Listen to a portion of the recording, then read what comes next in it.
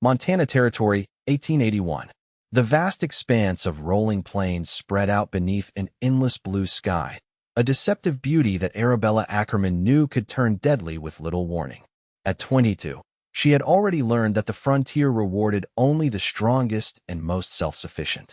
Standing on the porch of her late father's general store, she tucked a strand of her honey-blonde hair behind her ear, her simple blue calico dress shifting in the prairie wind.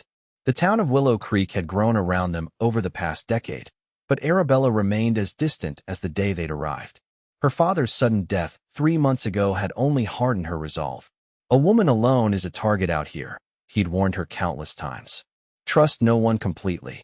She'd taken those words to heart, running the store with ruthless efficiency, keeping ledgers meticulously, and turning away more than one would-be suitor with icy politeness. Survival, not connection, was her goal. The store was her inheritance and her prison, the thing keeping her from becoming destitute, yet anchoring her to a town where she remained forever apart.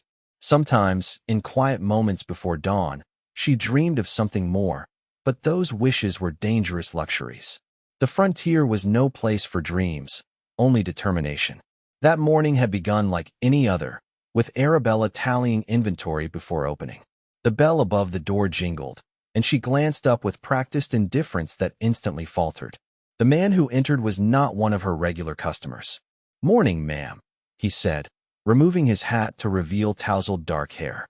He couldn't have been more than 26, with clear blue eyes that crinkled slightly at the corners and the lean, muscled build of someone who worked hard for a living. A light stubble shadowed his jawline, and despite his trail-worn clothes, there was something immediately trustworthy about his face. "We're not open yet," Arabella replied, her tone purposefully cool as she continued counting sacks of flour. "Isaac Mercer, ma'am. Just hired on at the Morrison Ranch." He approached the counter with an easy confidence. "Mr. Morrison sent me to pick up some supplies. Said you might be closed, but to tell you it's urgent on account of the roundup starting tomorrow." Arabella sighed. James Morrison was her best customer, and she couldn't afford to refuse him. "Very well, I'll make an exception." As she gathered the items on Morrison's usual list, she felt Isaac's eyes following her movements. "You run this place alone?" he asked, genuine curiosity in his voice. "I manage just fine," she replied, her guard rising instantly. "Didn't mean to suggest otherwise," he said with a smile that somehow reached his eyes. "Just impressed is all." Something about his sincere admiration caught her off guard, a small crack appearing in her carefully constructed walls. It was nothing, she told herself, just the novelty of a new face in her predictable world. What Arabella couldn't have known that spring morning was how completely her life was about to change, all because of a sudden cloudburst that would trap them together for 3 fateful hours. The rain came without warning, a violent deluge that turned Willow Creek's dirt main street into a river of mud within minutes. Isaac had just finished loading the supplies when the downpour began. "You'd better wait it out," Arabella found herself saying, surprising even herself with the invitation. They stood awkwardly inside the store, listening to the rain hammer the roof. When Isaac noticed water beginning to seep under the door, he moved without hesitation, gathering sacks to create a barrier. "Water can ruin your inventory," he explained, working efficiently. "Saw a flash flood take out half a settlement in Arizona once." Arabella found herself working alongside him, their hands occasionally brushing as they moved merchandise to higher shelves. Something about the shared emergency broke through her usual reserve. "How long have you been out west?" she asked, passing him a crate of canned goods. "Since I was 16, he replied. "Worked my way from Texas to Montana, doing whatever jobs came along." There was no boasting in his tone, just simple facts. "But I'm looking to settle now. Found myself wanting more than just moving from ranch to ranch." "More?" she echoed, the concept almost foreign to her survival-focused mindset. He looked at her then, those blue eyes somehow seeing right through her practiced indifference. "A place that feels like home. Maybe someone to share it with someday." Arabella turned away, uncomfortable with how his simple dream stirred something long buried inside her. "That's a luxury not everyone can afford," she said, more to herself than to him. "Not a luxury, Miss Ackerman. A necessity." He spoke with such conviction that she found herself momentarily speechless. By the time the rain stopped, something had shifted between them. It wasn't friendship exactly, but a recognition perhaps, two solitary figures acknowledging each other across the emptiness of the frontier. Isaac Mercer began stopping by the store with increasing regularity over the following weeks. Sometimes with legitimate errands, sometimes with transparent excuses that Arabella pretended not to see through. Despite her best efforts to maintain distance, she found herself looking forward to his visits, to his stories of places she'd never seen, to the way he treated her not as a woman alone to be pitied or pursued, but as a person worthy of respect. One sweltering June afternoon, disaster struck the town. A fire broke out in the livery stable, spreading quickly to adjacent buildings in the dry summer heat. Arabella was taking inventory when she smelled the smoke. Rushing outside, she saw flames engulfing buildings mere doors away from her store, her entire world. The town's volunteer bucket brigade was already forming, but the fire moved faster than they could contain it. Arabella ran back inside, frantically gathering ledgers and cash from the register, her heart pounding with terror. Everything she had was in this store. Without it, she would have nothing. The door burst open, and Isaac stood there, his face streaked with soot. "Arabella, you need to get out now." "My store, it's all I have," she cried, clutching the ledgers to her chest. Instead of arguing, Isaac moved swiftly to her side. "Tell me what's most important. We have minutes, not hours." Together they worked with desperate speed, carrying out small valuables and documents to a wagon Isaac had commandeered. As smoke began filling the store, Isaac finally grabbed her arm. "That's enough. Your life matters more than anything in here." "You don't understand," she protested, trying to break free. "Without this store, I have nothing. I am nothing." Isaac's hands framed her face, forcing her to look at him. "That's not true. You're everything too." His words were cut off as a burning beam crashed down nearby. He pulled her from the building just as the fire reached it, holding her back as she watched flames consume the only security she'd ever known. Something broke inside Arabella then, and she collapsed against him, years of carefully contained emotion finally spilling over. The town rallied in the aftermath. No lives were lost, though several businesses, including Arabella's store, were destroyed. She found herself staying in a room above the undamaged hotel, existing in a fog of shock and despair. Her worst fears had come true. She was alone and without resources in an unforgiving land. On the third day after the fire, Isaac appeared at her door with an unexpected proposal. "Morrison's offered me the foreman position," he said without preamble. "And there's an old cabin on the property that comes with it. It needs work, but it's solid." Arabella stared at him, uncertain of his meaning. "I've been saving to buy my own place someday," he continued. "I've got enough to rebuild your store, if you'd be willing to consider a partnership." "Why would you do that?" she asked, suspicious of charity or, worse, pity. "Because I believe in you," he said simply. "And because I've never met anyone who works as hard or cares as deeply about doing things right." His offer was practical, not romantic, a business arrangement between equals. And perhaps that was why Arabella found herself accepting. A partnership felt safer than charity, more dignified than dependence. The summer passed in a blur of reconstruction. They rebuilt the store together, larger and better than before. Isaac would work at the ranch from dawn until midday, then spend afternoons and evenings helping with the store. Arabella found herself adapting to this new reality, one where she wasn't facing every challenge alone. Slowly, without her quite noticing, Isaac became essential to her world. It wasn't just his help with the store or his practical knowledge. It was the quiet conversations as they worked side by side, the way he respected her opinions, the genuine delight he took in her rare smiles. By the time the store reopened in late August, rumors had spread throughout town about the nature of their relationship. Arabella heard the whispers and felt a strange mixture of embarrassment and something else, something warm and unfamiliar that she wasn't ready to name. "People are talking," she told Isaac one evening as they finished the day's accounts. "People always talk," he replied with a shrug. "Does it bother you what they say?" She considered this. "It bothers me that they assume they know what this is between us." Isaac looked up from the ledger, his expression suddenly serious. "And what is this between us, Arabella?" The question hung in the air, too direct to evade. For the first time in her adult life, Arabella found herself without a calculated response. "I don't know," she admitted finally. I've never had a friend before. Not really. Something flickered in his eyes. Disappointment, perhaps, but he nodded. Well, you have one now. Their fragile equilibrium maintained itself through September, but change was coming with the autumn winds. It arrived in the form of a letter addressed to Isaac, delivered to the store one crisp October morning. Arabella noticed how his face paled as he read it, how his hands trembled slightly before he folded it carefully and tucked it into his pocket. Bad news? She asked, trying to sound casual. Just something I need to take care of, he answered, his usual openness suddenly replaced by guardedness. I may need to take a few days away from the ranch and store. Is there anything I can do to help? He looked at her then with such intensity that she felt it like a physical touch. Trust me, he said. That's all I ask. The next morning, Isaac was gone. Mrs. Morrison told Arabella he'd asked for a week's leave, offering no explanation. Days passed with no word, and Arabella felt his absence like a persistent ache. She hadn't realized how accustomed she'd grown to his presence, how much she looked forward to sharing the day's events with him. More disturbing than his absence were the questions it raised. Had she been a fool to trust him? Had her father been right after all about the dangers of letting anyone close? The doubts multiplied with each passing day, reinforcing her oldest belief. Ultimately, she was alone.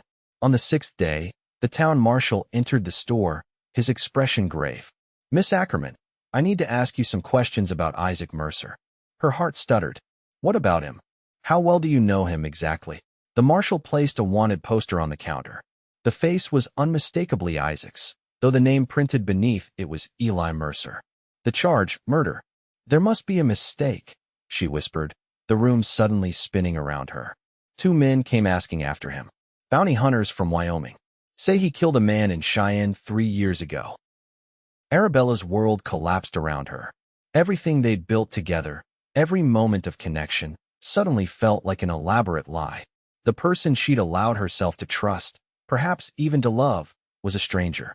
That night, alone in her rooms above the rebuilt store, Arabella faced the full measure of her pain. She'd been right all along to keep people at a distance. The frontier didn't allow for happy endings, only survival. A soft knock at her back door startled her from her misery. Grabbing her father's old revolver, she approached cautiously. Who's there? It's me. Isaac's voice, low and urgent. She should have called for the marshal. Instead, she opened the door. Isaac stood there, haggard and travel-worn, a cut healing on his cheekbone. You lied to me, she said, the gun still in her hand. Yes and no, he replied, his eyes never leaving hers. My name is Isaac Mercer now. It's been legally changed, but I was born Eli Mercer. And the murder? He flinched visibly. I need to explain. May I come in? Against all reason, she stepped aside. I killed a man, he said once they were seated at her small table. But it wasn't murder. He was attacking a young woman. I pulled him off her, and in the struggle, he fell and struck his head. He was a powerful man in Cheyenne, and his family made sure I was charged with murder instead of manslaughter. The letter, she asked. From the woman I helped. She wrote that the man's brother had hired bounty hunters to find me. He leaned forward. I went back to face the charges, Arabella. That's where I've been. I found a judge willing to hear new evidence. The case has been dismissed. Relief flooded through her, followed immediately by suspicion. How do I know you're telling the truth? He reached slowly into his coat and withdrew an official-looking document. The judge's order. I'm a free man now. He placed it on the table between them, then met her gaze squarely. I should have told you everything from the beginning. I wanted to so many times. But I was afraid. Afraid of what? That you'd look at me exactly the way you're looking at me now. Like I'm no longer someone you can trust. The raw honesty in his voice pierced through her anger. She recognized in his fear the same one that had kept her isolated for years. The fear of rejection, of being found unworthy. Why did you come back? She asked, her voice barely above a whisper. You could have started over somewhere new. Again. Because everything I want is here. His eyes held hers, unguarded and vulnerable. Because running away means always being alone, and I don't want that life anymore. Arabella looked away, his words striking too close to her own hidden fears. I'll understand if you can't forgive the deception, he continued quietly. But I needed you to know the truth. All of it. I'll be at the cabin tonight, and then I'll respect whatever decision you make. After he left, Arabella sat alone in the darkness, confronting truths she'd been avoiding for months. Isaac had hidden his past, yes, but hadn't she hidden too, behind walls built of fear and distrust? She believed self-reliance was the only safe path, that needing someone else was a weakness the frontier would exploit. But these past months had shown her something different. Working together, they had rebuilt more than just a store. They had created something neither could have achieved alone. Dawn found her riding toward the Morrison Ranch, her decision made. The old cabin sat at the property's edge, smoke curling from its chimney against the pink-streaked sky. She dismounted, her heart racing as she approached the door. Isaac opened it before she could knock, hope and fear warring in his expression. "I grew up believing that safety meant standing apart," she said without preamble. "That needing someone made you vulnerable. And maybe it does. But this past week showed me that being alone is its own kind of vulnerability." He stood absolutely still, as if afraid any movement might shatter the moment. "I don't know if I can ever fully trust anyone," she continued. "It's not how I was raised. But I want to try. With you." The smile that bloomed across his face was like sunrise breaking over the plains. He stepped toward her, closing the distance between them with reverent slowness. "Arabella Ackerman," he said, taking her hands in his. "From the moment I walked into your store, I saw someone extraordinary. Someone strong enough to stand alone, but too remarkable to have to."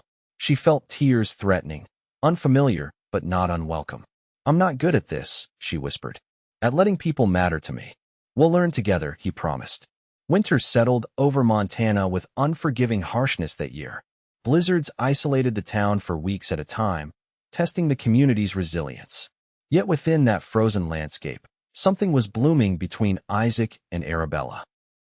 They maintained propriety, he in his cabin, she in her rooms above the store, but they spent every day together, working side by side. In the evenings, they would sit before the store's wood stove, reading to each other or simply talking. Arabella found herself sharing memories she'd never spoken aloud, of her mother's death when she was 12, of the lonely journey west with her grief-stricken father, of the dream she'd abandoned for practicality. Isaac listened with a quiet attentiveness that made her feel truly seen for perhaps the first time in her life. And in return, he shared his own story, the poverty of his childhood, his struggle to remake himself after the incident in Cheyenne, his determination to build something lasting. Christmas brought the news that changed everything. James Morrison, aging and without heirs, offered to sell Isaac a parcel of land adjacent to the ranch, prime grazing land with a year-round stream. It was everything Isaac had been saving for, the foundation for the home he'd dreamed of building. "It's perfect," Arabella told him when he shared the news, ignoring the strange hollowness in her chest. His dream was coming true, and she was genuinely happy for him. Yet she couldn't help wondering what it meant for them, for this undefined connection that had become the center of her world. New Year's Eve found them alone in the store after closing, a small celebration between them with spiced cider and gingerbread Arabella had baked. Outside, occasional shouts and laughter drifted from the saloon down the street, but inside was a bubble of warmth and companionable silence. "I put down payment on the Morrison land today," Isaac said finally, turning his cup between his hands. "I'll start building in the spring." "I'm glad," Arabella said, meaning it despite the sudden tightness in her throat. "It's what you've worked for." He looked up at her, his expression uncharacteristically nervous. "I've been thinking about what comes next. A man needs more than land to make a home." Her heart stuttered painfully. "Of course. You'll want to start looking for—" "Arabella," he interrupted gently. "I'm not looking for anyone.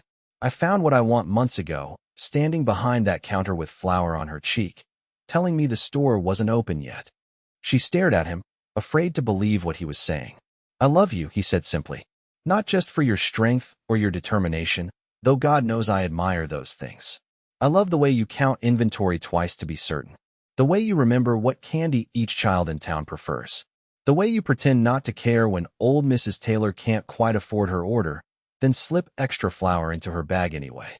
Tears filled Arabella's eyes, overflowing before she could stop them. "I don't need an answer tonight," he continued. "I know trust comes harder for you than for most.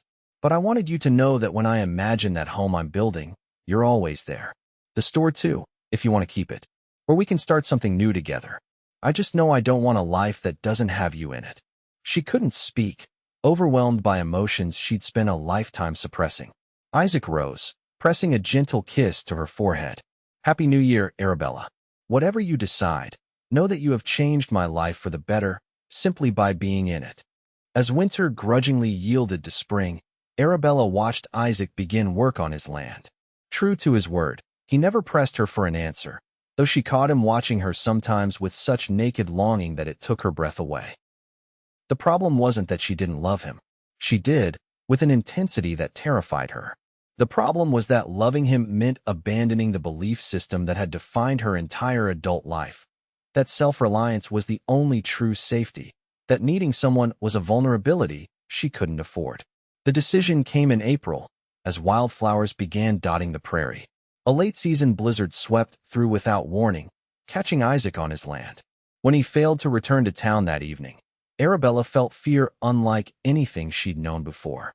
Without hesitation, she closed the store and borrowed a horse from the livery, ignoring the stableman's warnings about the dangerous conditions. The ride was harrowing, with visibility near zero and the cold biting through her layers of clothing. Yet something stronger than fear drove her forward. The absolute certainty that a life without Isaac was no life she wanted, regardless of the risks. She found him in the half-built cabin, injured from a fall while securing the roof against the storm. The relief on his face when she appeared was matched only by his immediate concern for her safety. "You shouldn't have come," he said, even as he held her close. "It's too dangerous." "That's the thing about love," she replied, the word feeling strange but right on her tongue. "It makes you do impossible things." They weathered the storm together in the tiny cabin, huddled beneath every blanket he had, talking through the night as the blizzard raged. By morning, when the sky cleared to a pristine blue, something had fundamentally shifted in Arabella's heart. She understood now what her father had never taught her, that true strength wasn't found in isolation, but in the courage to be vulnerable, to need and be needed, to build something together that neither could create alone. Spring unfurled across the Montana Territory, the land transforming from frozen stillness to vibrant life. Isaac's cabin grew steadily, room by room, while the store in town thrived under Arabella's management.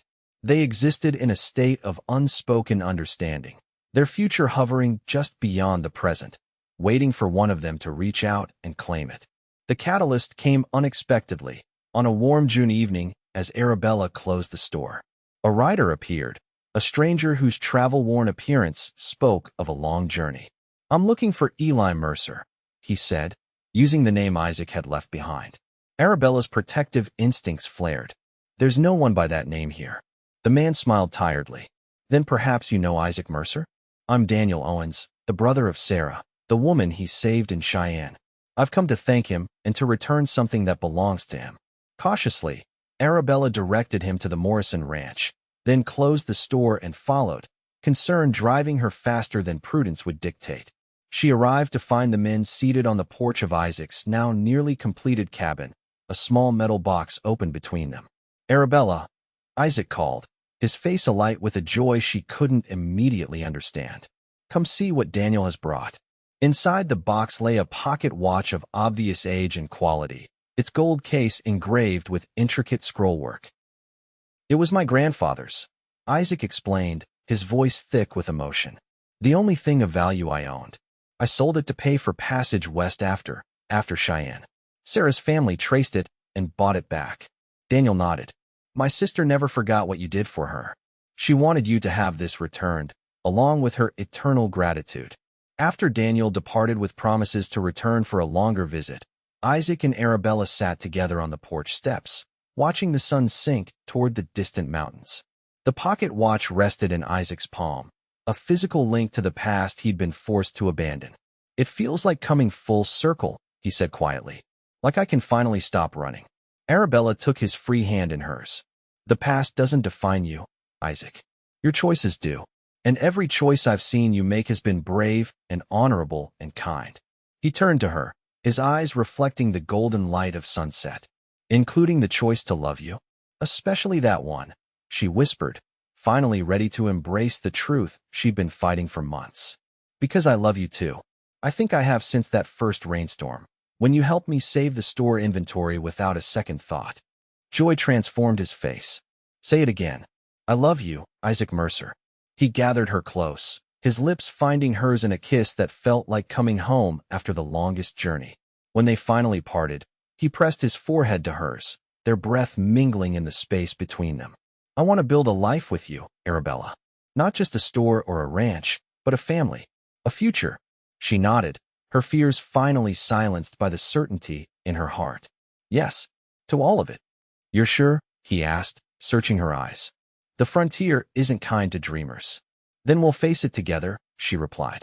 I've learned that's the only way worth living out here, finding someone who makes the hardships bearable and the joys sweeter. The following Sunday, they stood before the town's traveling preacher, surrounded by the community that had witnessed their journey from strangers to partners to lovers. Arabella wore a dress of ivory satin ordered specially from Denver, her honey blonde hair crowned with wildflowers.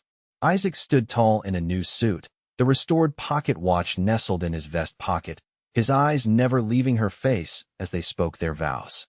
The celebration afterwards spilled from the newly completed cabin across the surrounding meadow, lanterns illuminating the gathering as dusk fell. Arabella found herself watching Isaac from across the crowded yard, struck by the realization that this man, this life they were creating, was everything she'd never dared to want.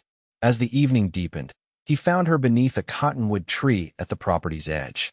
Without a word, he took her hand and led her away from the celebration, up a gentle rise overlooking their land. In the moonlight, she could see the cabin with its glowing windows, the beginnings of corrals and outbuildings, the stream winding silver through the grassland. Their beginning, written on the landscape. Do you remember what you said to me that first day in the store? Isaac asked, his arms encircling her from behind. That having a home, someone to share it with, was a luxury not everyone could afford. She nodded, leaning back against his chest. I was wrong about so many things. Not wrong, he corrected gently, just waiting to discover another truth. He turned her to face him, his expression solemn in the moonlight. I want you to know something, Arabella Mercer. Of all the choices I've made in my life, good and bad, brave and cowardly, choosing to love you has been the truest. When I say I choose you, I'm not just choosing for today or tomorrow. I'm choosing you for every day I have left on this earth. Understanding bloomed within her, not just of his love, but of what love truly meant. Not a weakness to be feared or a luxury beyond reach, but the foundation upon which everything else was built. The source of true courage and strength. I choose you too, she whispered, the words carrying the weight of her complete transformation. Today and every day after. As they returned to their wedding celebration hand in hand, Arabella Ackerman Mercer finally understood what her heart had been trying to tell her since that rainy day over a year ago. True love wasn't about finding someone perfect or creating a life without hardship. It was about choosing each other again and again, through whatever the frontier might bring. It was about building something together that neither could create alone. The Montana wilderness would always be unforgiving. Winter would still bring blizzards, summer would bring drought, and danger would never be far away. But she was no longer facing it alone, determined to need no one.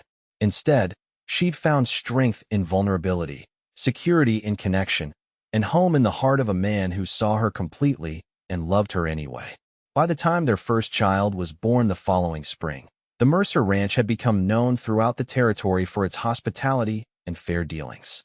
The store in town continued to thrive under their joint management. And Arabella, once defined by her isolation, found herself at the center of a growing family and community. Her heart expanded beyond anything she'd once believed possible. Each night, as they sat together on their porch watching the sun sink behind the distant mountains, she marveled at how completely her understanding of life had changed. The frontier hadn't become any less dangerous or unpredictable, but with Isaac beside her, those dangers no longer defined her existence. Love did.